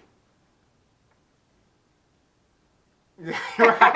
But you got to look like that. Most Americans don't travel. So you got to, you know, I mean, you don't need to... If you're not Jamaica? That's, no. Charlie says, Democrats gave medical insurance to Hispanic, Latin people that don't even have papers to live in America, while Americans don't have medical insurance. And so there you go. That's that whole little dreamers pathway to citizenship type of thing. And I'm going to tell you, here in California, you've got an emergency. About 3 miles down the road here, there's a regional hospital, county regional hospital. 24 hours a day, 365, that emergency room is packed. I would rather go to the Veterans Hospital. I'm about to say, you'd rather cut your own leg off than go. Go to the Veterans Hospital. I will be seen it's 16 miles away, but I will be seen so much faster over there than if I went over there because our hospitals are being... It's clogged. Yeah, with people who do not have insurance and people that are not legal. And also, speaking of blacks working, Dee and I had an in-depth conversation about blacks working. Example, all the black people working at the NRG Stadium, that's in Texas, the Texas Stadium. By the way, I finally said the N word. He is so stupid. So basically, he was saying that after the games are over, it's about 90% of the people who are cleaning up the stadiums and picking up trash and peanut shells and all that are black people. Yes. And they're happy to do it. Well, you know, he says he often tells them, hey, come over to my job, give them my name and stuff, come over, you don't have to do this. And he says a lot of them was like, well, you know, but I said, but if we're thinking in terms of group economics, if we were to have our own businesses, we can hire more of our people, and it wouldn't be 90% of people at the stadium, as he said, from like 3 in the afternoon to 11 at night, cleaning up the stadium. Well, glad for $7 an hour for what he's telling me. Al, I'm glad you brought that up because here's what's happening with these sports venues and stuff like that. They come into the community and they tell these people, oh, we're going to bring jobs and stuff like that. What kind of jobs? What they're bringing is these little temporary, seasonal type work. We've got stadiums in LA right now, and they gentrified everybody out of there. But, you know, if it's a seasonal type work at $9 an hour, I mean, and with no benefits. But think about it this way: we're in LA. Who do you think is going to get most of those jobs and would love to work those jobs? Hispanics. Right. Yeah, and to your point, and thank you, Arson, for that comment. He says, your look for the past few weeks, you have hearts on the smiley faces. Thank you. I put a lot. Speaking of that, you know, as far as the football stadiums, as he was saying in Los Angeles, I was listening to a report on NPR. Sad. I listen to a lot of NPR, by the way. You know, they're saying that those rents for people tripled. Yes. I'm not talking like, okay, well, this and month you're going to pay $50. And the stadium is not even done yet. Yes. Said tripled. The rent for those people tripled, where people are now being forced to either move in with other people. And then I read a story of a guy who lived, you know, I guess the Inglewood area, as it is? Inglewood, if you will. He lived there for years, and his rent doubled, maybe tripled, and he had to move in with a sister. And then her rent tripled, and now they're like both looking for a spot to live. Wait, and check this out. Guess whose district that is? Aunt Maxine, a black woman. Has Aunt Maxine stood up to these corporations and these stadiums and people? And here's the thing. The stadium is being built with tax dollars. Well, you know, and then... How does that benefit the community when you're gentrifying everybody out of the area and then the owner gets the majority of the money that goes into the stadium. You guys, it's so bad to where they're now having to pass ordinances and laws, I guess, if you will, to stop them from doing that. And it's not even working because you got these people take jobs. Well, I'm talking about as far as raising these people's rents. They're having to put a moratorium on it and say, okay, goddammit. Yeah. That's ridiculous. Yeah, especially here in LA, you got to understand that too. We have the biggest indigenous homeless population on Skid Row in the United States. We've had that for over 40, 50 years now. By them doing what they're doing right now has now exasperated the situation. And we have more homeless now that are outside of that Skid Row zone. If you come to LA, you'll see it all. Tents are popped up everywhere. Fullerton, Orange County. California have the 5 most homeless cities are in California. Yeah. Sad. In California. And Jonelle says the only thing truly foreign is our ignorance. We should be bilingual. We should be studying various languages and opening various doors. Intelligence opens doors and take you places. Be a knower. Absolutely. Well, Manolo. Manolo. And Googleetu. That's me. That's Zulu. So we're bilingual. We're trying to get it. We're bilingual. Well, but I get your point. I mean, I'll be honest with you guys. In high school, I took French. How'd that work for you? We? Gotcha. It was sexy at the time. I don't know what the hell. I failed both times. At least I got a C in Japanese when I took it. I was like, what am I doing? Yeah. I know I can trois, quatre, cinq, six. But you had a dream to go to Paris one day. No, that's 9 and D's. Look, the closest D has ever come to Paris is up the street up here. Paris, California. That's Perris. Right. I ain't trying to go to no Paris. Or she Eiffel Tower, she went to Vegas. Right. Mount Rubidoux. And Charlie says, where is the Black American think tank? Well, you know what? It's funny because I'm glad you brought that up. I was actually speaking to my daughter about this yesterday. I said, you know, because me and her went to this meeting. I was invited to sit on this committee, you know, to give my input. And I said, you know, Deanna, believe it or not, I said, you and I are a think tank. Because we got in this meeting and we asked questions that people weren't asking. Right. So to your point, we do need a think tank. And you know what we do is get these think tanks. I'm not talking about the normal Democratic, you know, pundit think tank. The war, you know, how we should I'm talking about asking some real serious questions that directly link back to the benefit of Black people, right? Did your girl come in there late and everything, talk about, I got a question? No. And Tay says, I was married to a Hispanic man, and they are not here for Black people. All right, now you heard it. Yes. Straight from the source. She learned her lesson. I mean, you know, let's just keep it real. I mean, they for their people, which is nothing wrong with that. We should for our people too. I get it, but we should get it. Right. They look out for them, we'll look out for us. Let's be done with it. Yeah, I mean. Black woman, I need you. You need me. But let's stop getting along. We need this Black and Brown coalition. What is that? What is that? I can't coalesce with you until I can coalesce with myself. And then what you gonna coalesce for me? Right. You know what? Okay. And notice they always want us to do them first. Yeah. And then when it's time for them to pay us back, what deal? Who else that sound like? What deal? That sound like Pastor Wilson. She wanted me to do her first. I'm just playing. And Charles says, we know why there are no offices or specific catering to Blacks is because of lack of Black leadership. Of course, in a system of white supremacy, America, it don't take much for us to slip to the bottom rung of the economic or social ladder. Wait. You said slip to the bottom rung, brother. I have to correct you. We are the bottom rung. That's how this system works. We underneath it. We're like, is that a ladder up there? And think about it. Anybody that comes here, they put themselves above us. You got Nigerians that come here that put themselves, you know, they're Black when it's convenient. They don't talk about my people. I'm sorry. I got to talk about your people. That's how they do it. They come here, they take advantage of all the programs, and what's the first thing they say? I'm not African American. I'm Kenyan. I'm Nigerian. Right. You know, that's the system we're in. Right. We are at the bottom. Right. Jonelle says there's a great number of Hispanics that whitewash, chasing the American dream and feeling biased better than us.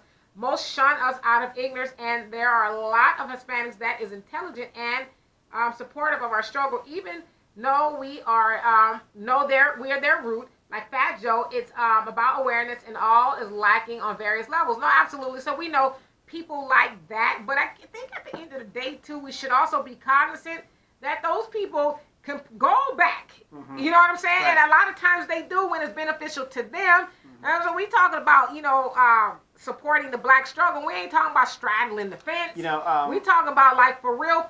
True, true story. Good point. True story. 7 years ago, I ran for council here. We exposed everything there was to expose about a Hispanic council member. Correct? Correct. You had older black people, and just black people in general, that supported her regardless of what the facts showed. Oh, she for us. We don't care what you say. You just hating. It's like, but what has she done for you? Right. I mean, she was unapologetic for her people. Right, exactly. Even to the point of corruption a lot of times, but a lot of black people was like, oh, you just don't want to bring jobs. Yeah, and it was older black people. And how dare you talk, somebody call me Ronald McDonald. You stupid. And Charlie says most Hispanic Latins are against black Americans and African people. Look what China and Japan has done to rebuild African nation more than Europe or American has ever done. Good point. Absolutely. And we also know it's for their benefit. Right, yeah, they're in there to get some stuff. Right. So. And Benny says they hate us just the same as white people. In fact, every other race on this planet harbor a tremendous amount of hate in their hearts against us. We just can't bring ourselves to believe it because we want to be loved so bad. They simply use us for convenient purposes only. Absolutely. And it's the fact, Benny. It's a fact. They do not like us. Well, Benny, here's the thing. Remember that album by that great prophetic group, Fear of a Black Planet? Yes. Go in, when we were in Africa, because think about it, if you just take the Africans in the continent of Africa, other than China, we can kick ass all over the spot. So, I mean, and this is why we say more and more black people should go to Africa, because it would open up your eyes and bring a little bit more pride into you and about your situation. Like, hey, I should be doing better than what I'm doing. Right. Right. Exactly. Right. I mean, going to Africa, really, I had a serious paradigm shift. I just really did. I was in the shower today like, damn, I wish I was in Africa right now. I really was. I was just like. Well, weren't you relaxed? I was. Like, it was like, no, it was cool being in Africa. And no shade to Africa, economically, we were okay. Right. There was no stress like, oh, wow, the light's about to be, Right. It was cool. Everybody, let's all go, right? Yes. And Tay says that's why L.A. County passed the emergency rent control to freeze rent hikes. Absolutely. Mm-hmm. That's what I heard them say on NPR. It was like an emergency thing. Like, wait, hold it. Yeah, because all it's doing is adding more homeless people. Because and also think about homeless this way. In California, where are you gonna go? Exactly. Where Skid Row. Right. I mean, and that's the standing room only. Right. But even if you tried to move out here to the Inland Empire, we're just going to ship you back over. There's nowhere to go here anymore. Right. I mean, the rents are high out here. Right. I'm hearing about in Moreno Valley. They're saying they're building some apartments and the rent is going. Yeah, they just opened them right across by Box Springs. Like $2,200 for the 2-bedroom. Yeah. Shit. No, not a 2-bedroom, 1-bedroom. Shit. Yeah, those brand new ones they just opened right across the 250. Not me. Fair Island. Give me a cardboard box before I did that. Hey, Lake Paris has always got some tinting spots. I'll be right over there. Campground. Al says the Chargers and Rams will play in the new stadium next season. Yes. And the XFL team will play where the Chargers are playing now. Okay, got it. And Pam, said you are so right about the LA homeless people, the people in LA. Yes, it's a lot of people. Now, I'm thinking if that's LA, what about Houston, the homeless in Houston? New York, I don't even want to go there. Well, I asked Al about the homeless in Houston. Anybody else is in Houston? He said you have them, but not, you don't see it as, like you do out here. And Jonelle, you say, we're not lacking black leadership. We fight, ignoring our black leadership. Their examples set, absolutely. And one of us, Minister Louis Farrakhan, has been setting an example for over 60 years, most of his life. And we have a lot of people who want to try to tear him down when all he's ever tried to do was teach black people unity, and to do for self. I mean, even to this very day. And it kind of blows my mind how you see these failed politicians go to jail or whatever. And a lot of us follow these politicians because that's what we're used to. But you see a successful black leader like the Honorable Louis Farrakhan who's been doing it for 60 years successfully, and we won't follow that person. Right. Exactly. It just doesn't, it's crazy. Right. And China. Benny says China is there only to colonize Africa. Absolutely. Yes. Absolutely. When I was in Africa, and what I noticed was people are there for the resources, the diamond mines. I mean, Africa is rich, bitch. Africa is rich. Right. And that's what they're there for. I mean, that's why the white people won't leave. They will kill everybody before they leave. Right. But they gotta go. But they gotta go. At the end of the day, they gotta go. I'm waiting for my boy Julius to actually, make some moves. Oh, and by the way, your boy Zuma, his corruption trial will move forward, but they suspended it until February. Okay, well, we'll be watching that. Let's go back and watch it. We might be back there. Let's go back and watch it. And Al says, just a tip for the show to make it even more professional. Number one, straight shot camera angle. He got a list. Okay. 2, sit still throughout the entire show. Donovan. 3, you named it a producer now. Number 3, a special guest at least once a month. 4, take the show on the road. And 5, I'm assuming it's an all-black show. The both of you can wear something black. I'm just saying. Duly noted. Duly noted. Well, the reason why we don't have a straight angle camera shot is because I'm moderating the show, and it's easier for me to get the comments from here opposed to here. And Donovan is kind of doing his thing. Yeah. So that's why we have it. And Donovan has to get up. It's important to kill flies in here. Because we'd be like this, knocking the camera over and all kinds of stuff. We'll take that into consideration. Yes. And we'll go as it gets colder, we won't have to worry about that. And we'll go on the road. Yeah. We'll hit San Bernardino. Right. Ontario. And Charles says, those are bold, unscientific blanket claims against all Latinos and Hispanics that I definitely don't agree with. But when people got a made-up mind to hate or think or the worst group, then that's on them. Facts can't change their mind. Some of us Black Americans got the audacity to be prejudiced against Latinos and Hispanics. Wow. Well, I mean,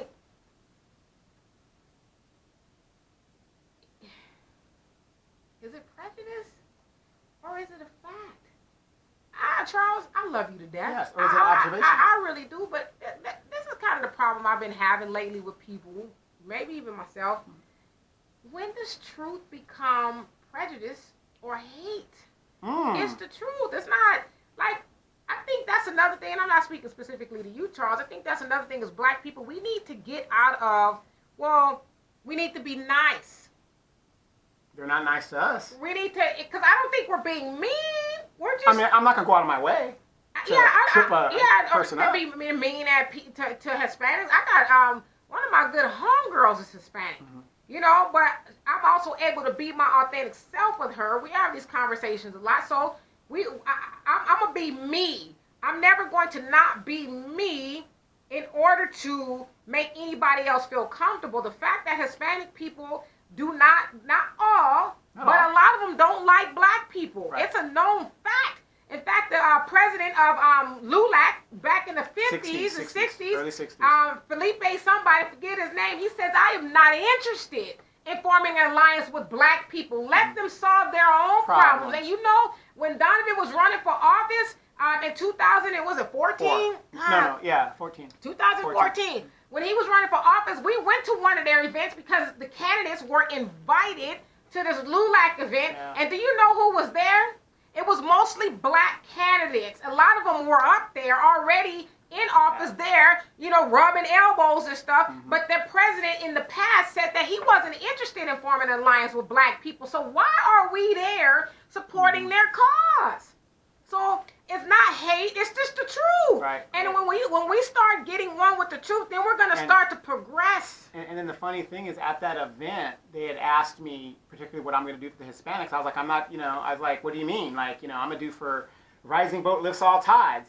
Because I wasn't going to do something specifically for the Hispanics, they did not issue me a check at all. Yeah, and they invited these Black candidates there because it wasn't about, what can we do for y'all? It's about what you going to do for us. And guess who they gave the check to? The corrupted Hispanic chick that's in this district to this very day. Right. So, I don't think it's prejudice or hate. It's the truth.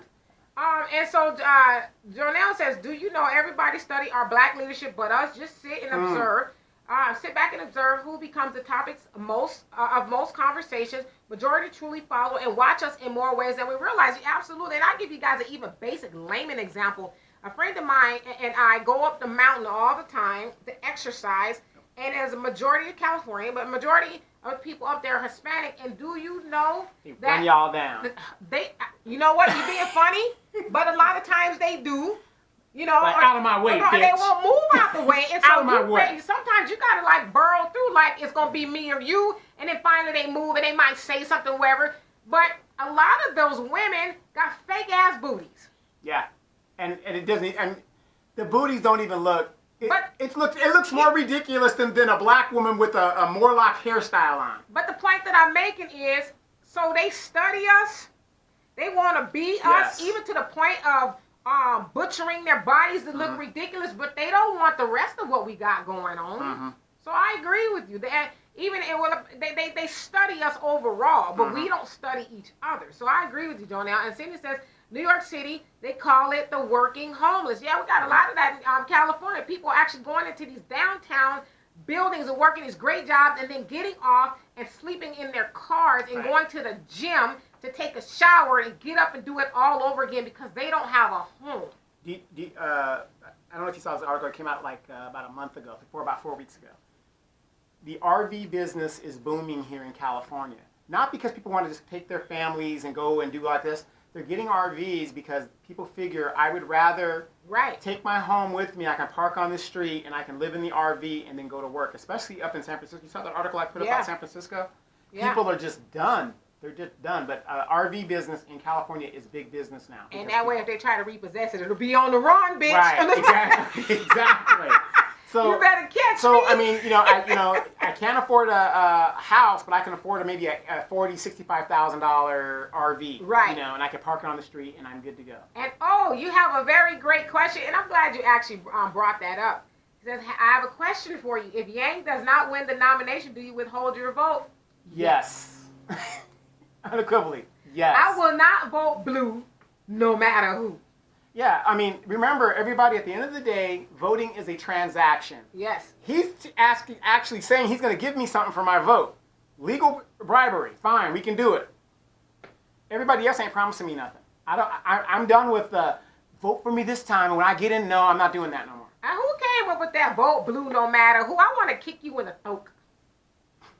Not really, but I really do. Yeah, so remember, voting is a transaction, so if nobody's offering me nothing, I'm not voting. Right, so the answer is no. And Charlie says comparative analysis is what hashtag Andrew Yang 2020 will use to create jobs in planting bamboo. Will, in climate change, develop bamboo resource tenure systems in America, planting bamboo trees. Yep. Planting bamboo trees. Cleanse our air of carbon monoxide, poisoning, and in Africa, they make bicycles, beds, and mattresses will not hold orders and prevent any types of insects in them. Yes, a lot of that in Vietnam, too. They use bamboo for everything in Vietnam. Toothbrushes, all kinds of stuff. I actually have a bamboo toothbrush. Jonelle says, Rich, that's why they stole black leadership. Yep. They know our ancestors built those pyramids and so-called UFOs above their heads. But that's another topic. But nobody steals trash. They steal the best. They steal the best. We the best facts. Yep, Absolutely. You are not lying.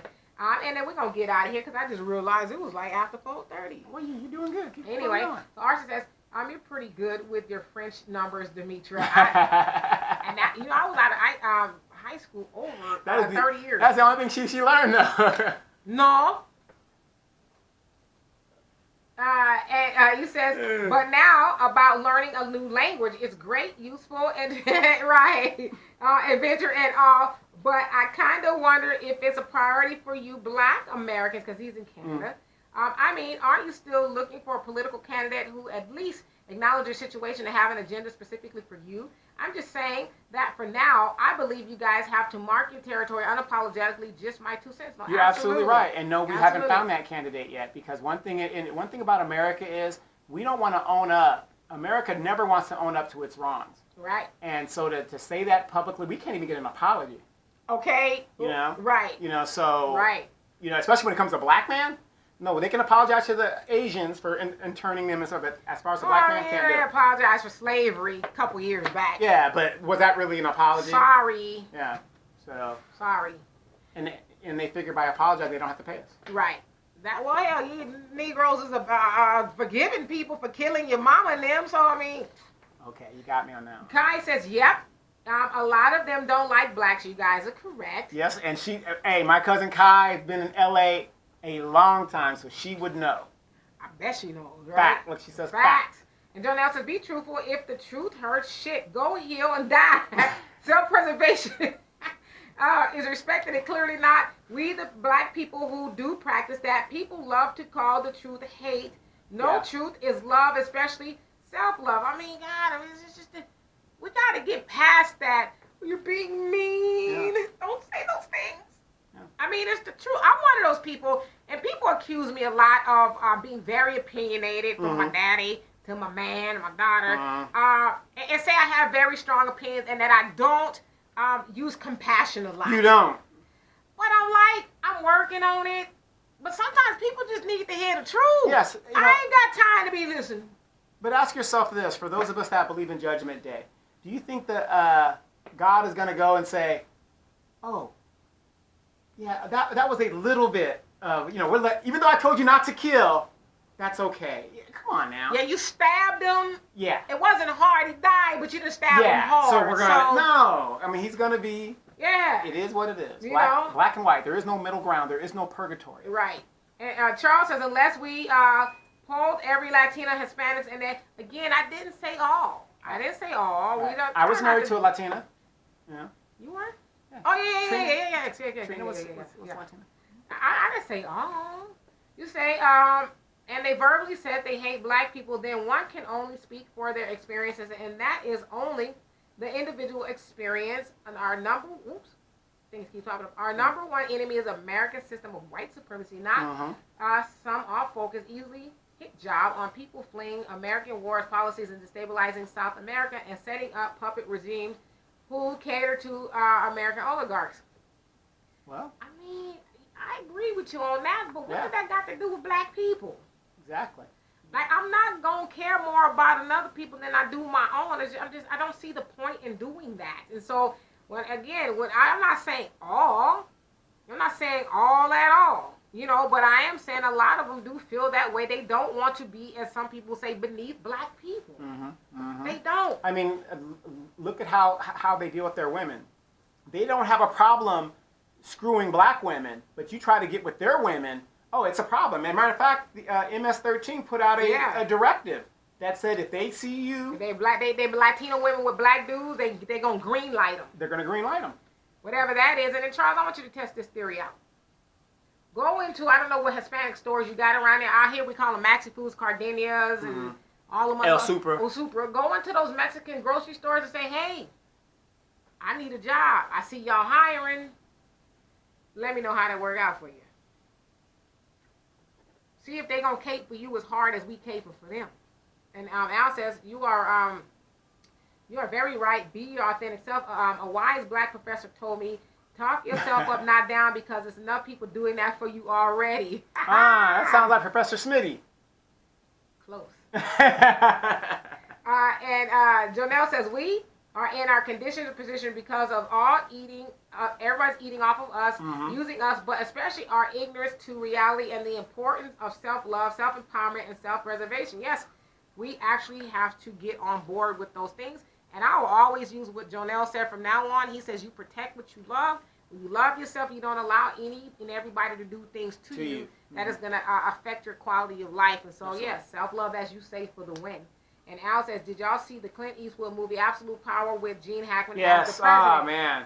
Anything with Clinton's good. I'm sorry. Well, not everything. But yeah, except for when he got to acting a fool, talking to that chair. And Rayburn, how you doing? He says, how are you going to vote for someone that has not been nominated? Well, obviously. Well, right now we're in the primary. Yeah, we're in the primary, so we got to vote for him to be the candidate. Right. So when we go through the primaries, which is when, in February or something like that? Initial primaries. In initial primaries in February, we have an opportunity to vote for the actual Democrat nominee. And then from that point, we'll go from there. But to O's point, If it is not Yang, then I am not going to vote. I'm not one of those who are voting blue no matter who. And you got to understand why aren't like some of these people dropping out that don't have a chance, because they are trying to split that vote to make sure Bernie Sanders doesn't get the nomination, and Biden. You know, they want Biden to be in there, or Elizabeth Warren. Right. So you know, and they definitely don't want Andrew Yang leading, and that's why people are not dropping, because usually people would have dropped by now. Right. And Charlie says the Prime Minister of Belgium apologized this year to Congolese African people for 25 million people the Belgian state killed. Yeah. Oh my gosh, those Belgians. Did they write a check though? Hey, Lakeisha, and you say yes. So anyway, I don't see any more of you guys' comments. I didn't realize that we had actually gone over.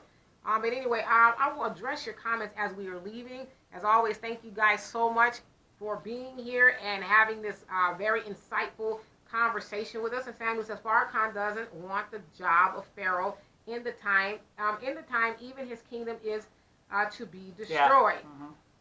Absolutely. Right. And so, you know, thank you guys for being here and having this conversation with us. As always, it is our pleasure to do this. We'll be here next Sunday. If you guys have any questions, comments, or concerns, please inbox me or Donovan and let us know so we can do the research. And I'm going to read you guys' comments as we leave. I tell you guys, sometimes it's hard to come up with stuff to talk about. Yeah, it is. I actually one day want to do a show talking about a blueprint for Black economic wealth.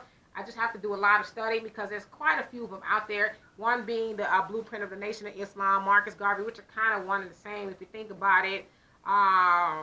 Dr. Claude Anderson. There's a whole bunch of them, a few of them that I want to kind of research and, you know, bring it here. So I'm going to do that in a couple of weeks. And so... I want you to read Al's comment. Yes, and yes. Charles says, you know y'all are unapologetic Black progressives like myself. Yes. You better believe it, baby. Yes, right. Yes. And Jonelle says, no liberated minded Black person runs for president. We are a nation within a nation begging. We should be working and building like everything in nature, being self-sufficient. Mm-hmm. No, Farrakhan don't. Let's see, Farrakhan don't need to run for president in a nation that's beyond doom, but trying to put a cloak on it. Fall and failure. Dollar is pop. Debt is beyond measure. This white nation is done. Do for self. Absolutely, I can imagine Farrakhan wanting to be the. I'm good. Well, like I said, our next trip back to Africa. I mean, I don't know. Right. I might not come back. You and me both. You hear that, Al? Put your bags packed. And Al said today. At a Dallas Black church, Pastor Wilson said, just because we're legs are shaking didn't mean I was done eating. Just because our legs were shaking don't mean I was done eating. And for those of you guys don't know, watch your mouth. That's the pastor Pastor Wilson that was trending on social media. Who probably had a very packed church this Sunday. Yes. They wanted them to hit that healing tongue. Did you see what I put on Facebook about the song he was singing? And they had the choir singing. You gotta go downtown. Yes, that's the way to my life. Yeah. Today's sermon is, brothers, you gotta go downtown. Yes. Anyway, Arson says, thank you again, guys. Have a nice week. You do the same. And Charlie said, thank you, D&D. Thank you, guys. Thanks, Dan Donovan, for taking the time to speak with us. It was our pleasure. And Samuel says, I know you would do a great job. And Al says, I saw this lady with a Belafonte armpits hairy. Rayburn, you guys must need the extra and $1,000. That's why you're ready to sell your souls. Sell our souls? What are we selling our souls to? $1,000 in the United States? How far does that go? Yeah, how far does that go? So how can we sell our souls for $1,000? That'll get you a Happy Meal. Brother, do you know who I'm sitting next to? This Negro don't need an extra $1,000. I ain't gonna turn it down though. All right. I ain't gonna turn it down though. Baby, let me tell you something. If I'm gonna sell my soul, it's gonna be more than for $1,000 a month. Okay, You're gonna read about my soul being sold. But $1,000 a month versus zero. Let's do the math. I mean, let's not being silly here, okay? Let's come to the table with some real sufficient argumentation and debate. Now, don't come on here talking about niggas is selling they. As more people jump into and bow out of the 2020 race, entrepreneur Andrew Yang is still pushing a message he's been touting since his campaign started in 2017. I recently sat down with him. He says his first priority as president would be to implement a universal basic income. A universal basic income is a policy where every citizen in a country gets a certain amount of money free and clear to do whatever they want. So my plan, the Freedom Dividend, would give every American adult $1,000 a month, $12,000 a year starting at age 18. This would create millions of jobs around the country and would allow families and individuals to help manage this historic transition that we're in terms of technology transforming the labor force. And so this idea, it's new to many Americans, but it's actually as old as the country itself, where Thomas Paine was for it at the founding of the country. He called it the citizen's dividend. Martin Luther King was for it in the 1960s. Milton Friedman and 1,000 economists signed a study saying this would be great for our society. And one state has had a dividend for 37 years, where everyone in the state of Alaska is getting between $1,000 and $2,000 a year, no questions asked. And what they're doing in Alaska with oil money, we can do for the rest of the country with technology money. And in New Hampshire, you have a family that you're already testing this out with. Tell us about that. Yeah, so we had dozens and dozens of submissions in New Hampshire, and we picked Jodie Fossey, whose mom, it's such an American story where the father lost his job recently and then happily has found a new one. The mom, Jodie, cleans houses around the area, and then their daughter is a sophomore in college, and they have these massive tuition bills. And so the Freedom Dividend has been this great source of relief to them. They haven't even spent it. And one of the things that that gives me such pleasure is that people talk about, it's like, oh, if you give everyone $1,000 a month, you know, it's somehow going to cause problems. But then when you see it in real life, you realize that $1,000 a month just makes people breathe a little easier and live a better life. President Trump has been talking a lot lately about socialism, and it's no doubt going to be something that we'll hear a lot more about as we head into 2020. What do you say to Americans who hear this idea of universal basic income and think socialism? It sounds a lot like socialism to them. Well, I'm a CEO and business person, and I'll tell you that putting money into people's hands, it's good for business, it's good for the economy, and it's good for markets. This is not socialism. This is capitalism, where income doesn't start at zero. And if you think about where Americans are going to spend that money, they're going to spend it at their local businesses, their Main Street economy. And this is a great way to help supercharge those businesses for the next number of years. But for people who hear that and say, yes, but ultimately it's still the government handing out money, you would say what? Well, you have to look at what's happened to our economic system over the last number of years, where all the relationships that we've taken for granted with capitalism, where if your company grew rich and successful, you'd have to hire lots of people, you'd have to treat them well and pay them well, you'd have to pay them at least as well, so that they can afford to buy your services, the way Henry Ford said, like, how do my workers buy my cars? Now, in today's economy, you can create a very rich and successful business that doesn't employ lots of people. If it does employ people, it can employ them as gig or temporary or contract workers. And it does not need to pay them well enough to buy the goods and services, because you can sell globally. And so all of the things we've taken for granted about capitalism are now changing, and we have to evolve with the times. So you've cited the rise of automation as the reason why we need universal basic income. And the last time we spoke was for the CBSN originals called Replacing Humans. You said we were going through, quote, the greatest technological and economic shift we've ever experienced. Do you think that other Democrats running for office need to be talking about this issue? You know, I'm happy to say they're catching on, and I'm hearing from more and more candidates that we are in the midst of this historic shift and that we need to start evolving and adapting our economic system. And so I think I might have had something to do with the fact that now it's top of mind for more candidates. But I'll tell you, it's a top of mind for many, many Americans. And so I think it's going to really stay front and center in the months to come. So you're going back to Iowa when? Monday? Right? Monday for the 9th time, that's right. For the 9th time. And I wonder how you've been targeting early voting states. And do you think that you'll make it on the debate stage here this summer? Well, you know, when I talk to people in Iowa and New Hampshire about what's happening in the economy, they get it immediately, because Iowa itself lost 40,000 manufacturing jobs and is in the midst of, it's already lost 12,000 retail jobs, and 30% of the malls and stores in Iowa and nationwide are closing. Iowa is the home to the largest truck stop in the country, Iowa 80. And so when you talk about the automation of truck driving, it hits really home for them. So I'm getting a great reception in the early states, and I'm very much on track to make the debates in June and July, both in terms of polling and in terms of the number of individual contributors to my campaign. And so you've raised a lot of money in February, as I understand it. What was that figure? We raised a little less than $600,000 in the month of February alone, and March is on track to be even better. And what do you think, you say you saw a spike. Why do you think that is, that you saw a spike in February? Well, we had a number of people find out about us in the month of February through various media opportunities, but the most invigorating thing about it is that the hundreds of thousands of dollars, the average donation was only $16, and we got donations from literally tens of thousands of Americans from every walk of life around the country. So this is truly democracy in action, and the campaign is just growing exponentially over time.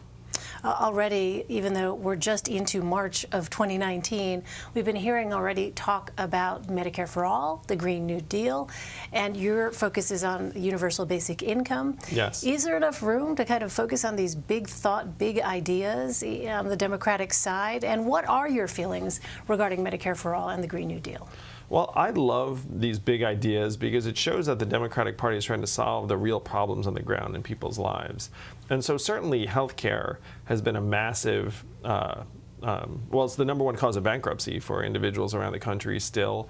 We're spending twice as much as other countries on worse care by the numbers. And so the fact that people are proposing sweeping changes, I think, is very much appropriate and grounded in the way people are experiencing our system right now. I think the Green New Deal also, in many ways, it's overdue for us to be trying to wrestle with the fact that the 4 warmest years in history have been the last 4 years. So it's not that climate change is sneaking up on us. I mean, at this point, it's right in front of our very eyes. So I love the fact that Democrats are proposing these big, bold ideas. And I think universal basic income, the freedom dividend, is going to also join those other 2 ideas in terms of the forefront of the discussion. Last question. You're, of course, a businessman. Another New York businessman said that he was not going to be running come 2020. Michael Bloomberg said this, quote, "It's essential that we nominate a Democrat who will be in the strongest position to defeat Donald Trump and bring our country back together." Do you think you're that Democrat?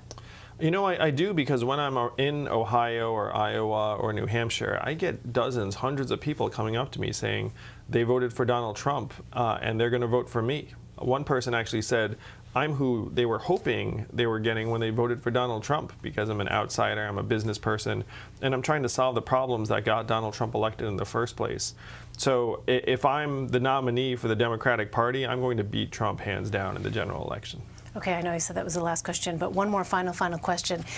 This is a moment when the term identity politics is resurfacing at a really interesting time when, on the Democratic side, there are a lot of candidates who are not shying away from their background. In fact, they're sort of highlighting the very things that would separate them from others. How much of a factor is that for you as a Democratic candidate here coming up in 2020, this question of identity? Well, I am the first Asian American man to run for president as a Democrat, and I'm very proud of my heritage and of being Asian American. But I think my race is essentially a non-factor for most of the Americans I talk to around the country. They're just looking for someone whose vision will improve their lives day to day and the lives of their families. And that's, I think, what most Americans are looking for. Is there too much focus, you think, on the idea of identity already heading into 2020? You know, I can't speak for others. I will say that the way I approach these problems is to try and put forward solutions that will actually make a difference in people's lives. And I know people want to get to know the candidates for president. I'm very happy to share, my own story. But to me, we've been trafficking a little bit too heavily in symbolism and imagery, and we have to actually change the reality on the ground. Andrew Yang, thank you so much for your time. Thank you. It's been great to be here.